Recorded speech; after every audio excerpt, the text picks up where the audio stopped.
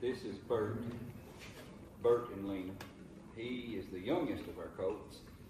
He was a late May colt, I think, about the middle of May. Yeah, so he's about 4 months old. The rest of them are 6 and 7 months old. So he's smaller, but he's going to get to their size. He's big bone, got good muscle. He's built good. He's out of Madison, Starbert cat Madison. She came off the Fisher Ranch in Oklahoma. She goes back to the Fisher bloodlines and highbrow cat. And we rode her. She was a really good riding mare. She goes a lot like a reining horse. And I think he'll be a reining prospect out of HickorynLena. So let's get started. Yo-yo exercises. We've been cooking with him about a month.